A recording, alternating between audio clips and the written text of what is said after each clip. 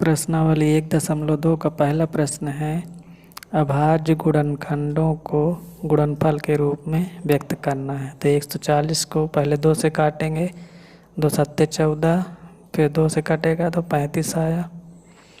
फिर 5 से काटेंगे, 5 सत्ते 35, फिर 7 से जाएगा एक बार, तो इसको लिखेंगे 2 गुणे 2 गुणे 5 गुणे 7।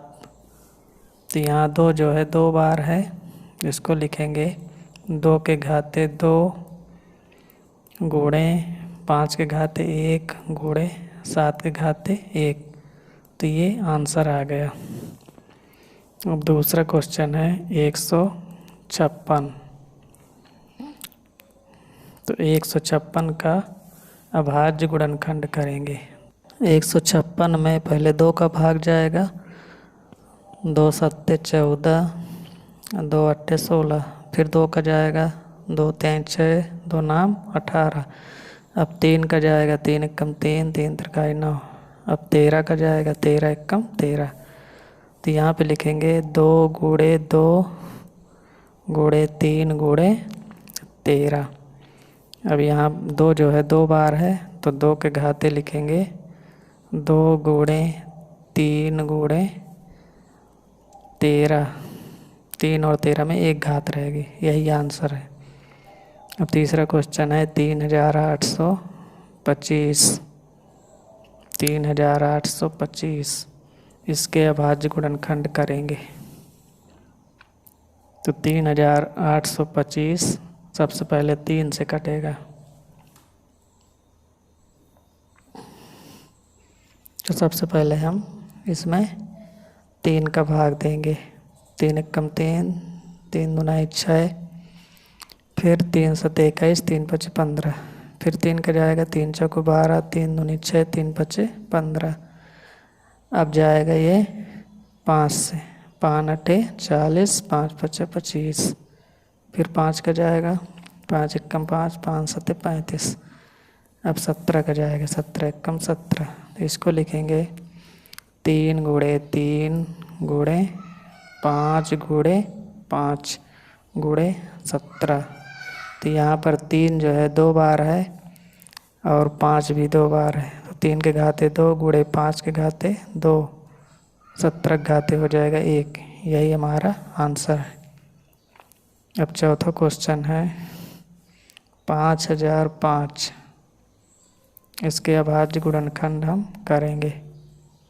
तो 5005 सबसे पहले कटेगा, 5 से कटेगा, 5 एकम 5, 0 0 1। अब ये कटेगा,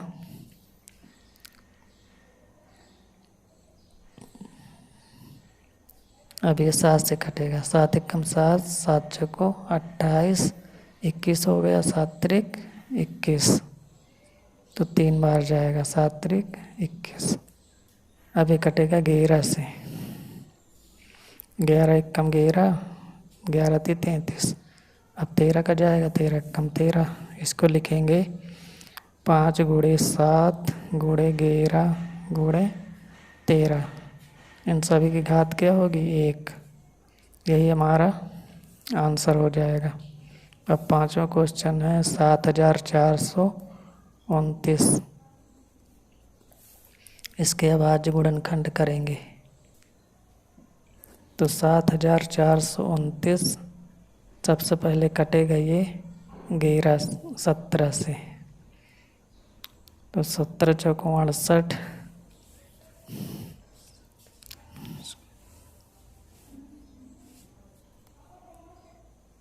68 में 74 में 68 घटाएंगे तो 6 बचेगा, तो 62 हो जाएगा। 17 3 51, 3 बार जाएगा, फिर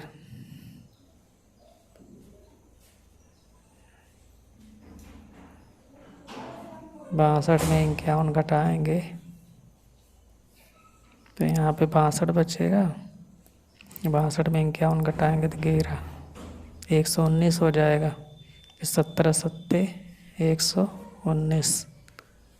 अब जाएगा इसमें भाग 19 का, 19 दूनी 38। तो 38 घटाएंगे तो आएगा 5, तो हो जाएगा 57, 19 3 57। अब 23 का जाएगा, 23 एकम 23। अब हम लिखेंगे 17 गुणे 19 गुणे 23, इन सभी की घात 1 होगी। यही हमारा आंसर है। दूसरा प्रश्न है HCF एवं LCM ज्ञात करना है 26 और 91 का। तो 26 को काटेंगे 2 बार जाएगा 13 आया, फिर 13 एकम 13। तो यहाँ पे लिखेंगे 1 गुणे 2 गुणे 13। अब 91 का अभाज्य गुणनखंड करेंगे तो 91 कटेगा 7 से, 7 एकम 7, 7 त्रिक 21। अब 13 से कटेगा, 13 एकम 13। तो लिखेंगे 1 गुणे 7 गुणे 13। अब इसका HCF ज्ञात करेंगे तो जो संख्या मिल रही है दोनों में वही HCF है। तो यहाँ पे 13 मिल रहा है तो 13 हो जाएगा HCF। अब LCM निकालेंगे तो LCM 2 7 और 13 मिल रहा है तो 13 को एक बार लिखेंगे, 2 गुणे 7 गुणे 13। 13 चूँकि मिल रहा है तो अब गुणा करेंगे तो ये आएगा 182। तो यही आंसर आ गया। इसी तरह दूसरा क्वेश्चन है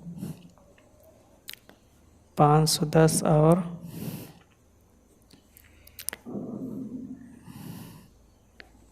92 का LCM और HCF निकालना है। तो 510 का अभाज्य गुणनखंड करेंगे। सबसे पहले ये 2 से कटेगा, 2 दूनी 4, 2 पंचे 10, 2 पंचे 10। अब कटेगा 3 से, 3 आठे 24, 3 पचे 15। अब कटेगा ये 5 से, 5 एकम 5, 5 सते 35। कटेगा 17, 17 एकम 17।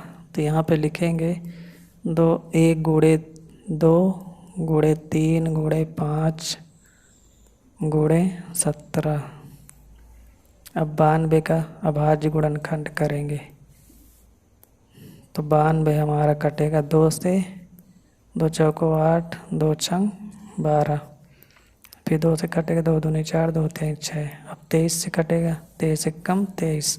अब यहाँ पे लिखेंगे 1 गुणे 2 गुणे 2 गुणे 23। अब इसका HCF निकालेंगे तो यहाँ पर 2 मिल रहा है दोनों में, तो HCF हो जाएगा, चूँकि 2 मिल रहा है इसलिए HCF आ जाएगा 2। यही आंसर है। अब LCM निकालेंगे तो 2 मिल रहा है तो 2 को एक बार लिखेंगे, बाकी सभी संख्याओं को लिख लेंगे। 2 2 1 2 बचा, 3 गुणे 5 गुणे 17 गुणे 23। अब इन सभी संख्याओं का हम गुणा कर देंगे तो गुणा करने पर आएगा 23,460। तो यही आंसर हो गया। अब हम 26 और 91 का जांच करेंगे। दो संख्याओं का गुणनफल बराबर HCF गुणे LCM। दो संख्याओं का गुणनफल बराबर होता है HCF गुणे LCM। यहाँ पे दो संख्याएं हैं 26 और 91। तो 26 गुणे 91 बराबर हो जाएगा, HCF है 13 और LCM क्या है 182। तो 13 गुणे 182। अब इनका गुणा करेंगे तो आएगा गुणनफल हमारा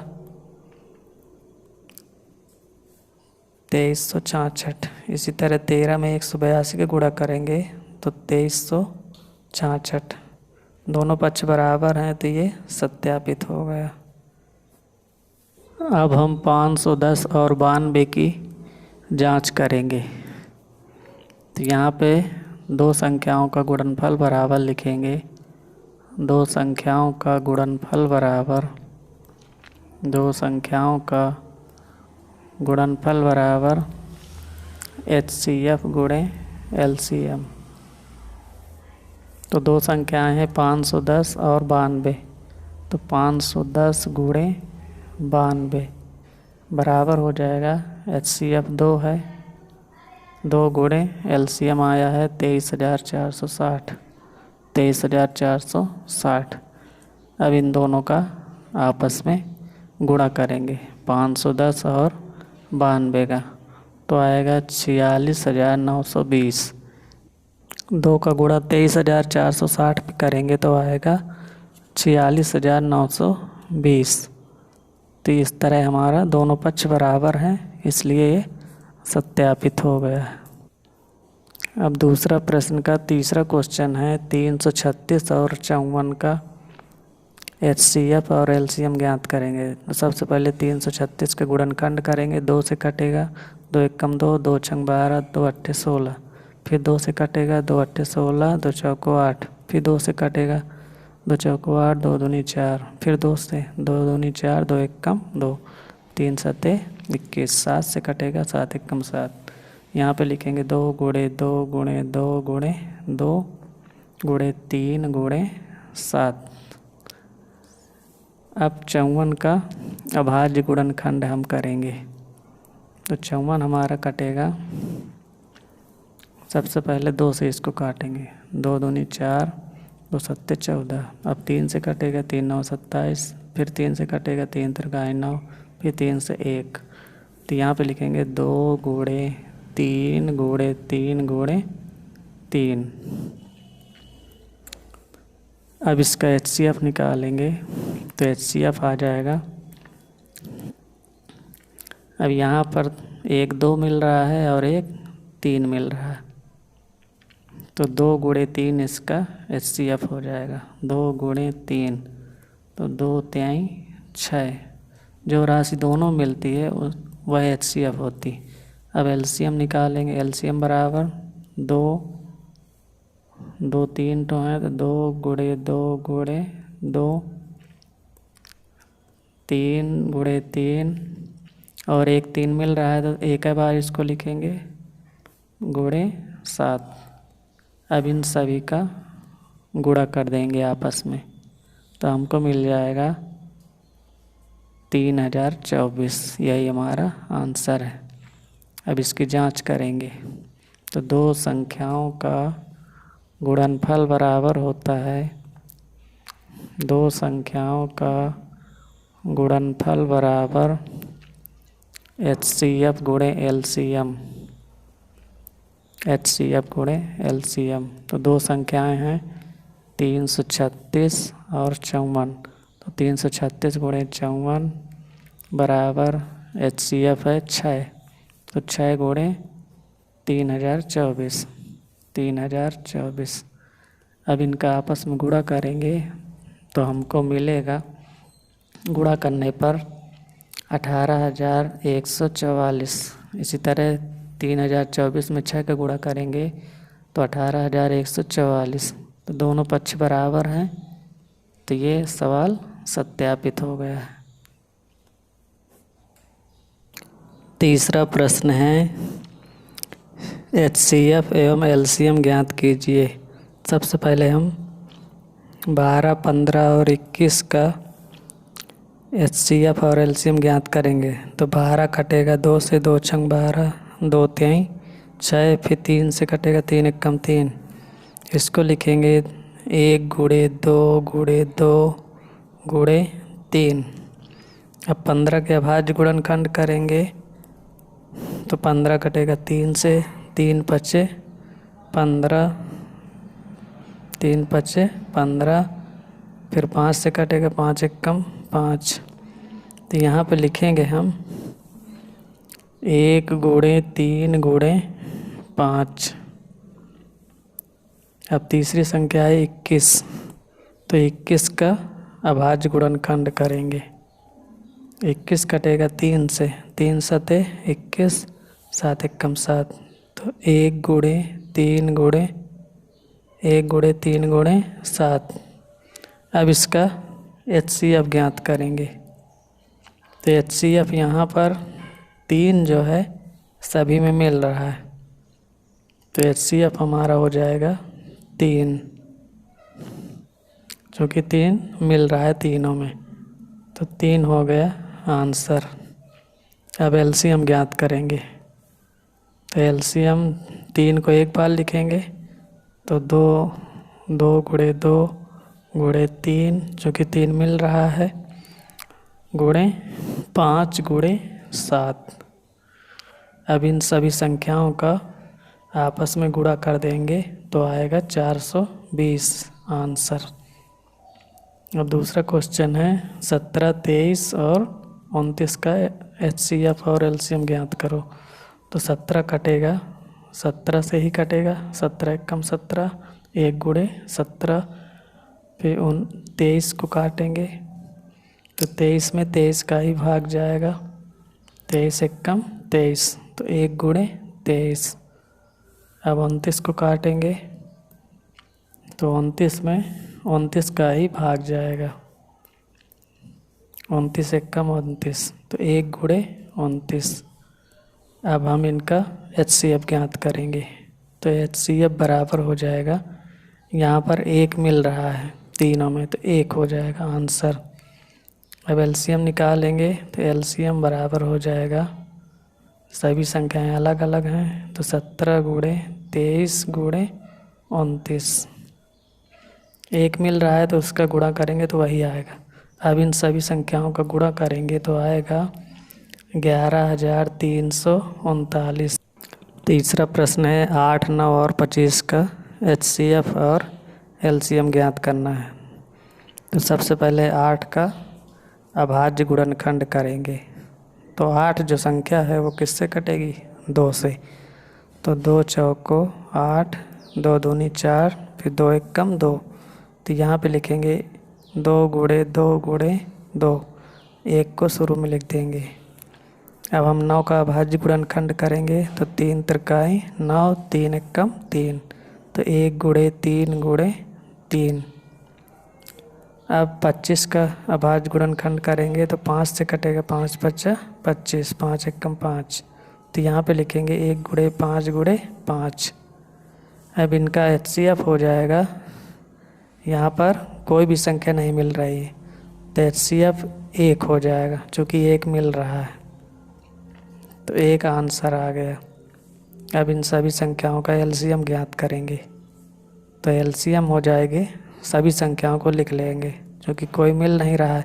2 गुणे 2 गुणे 2 गुणे 3 गुणे 3, 2 3 है तो 3 गुणे 3 गुणे 2 5 है तो 5 गुणे 5।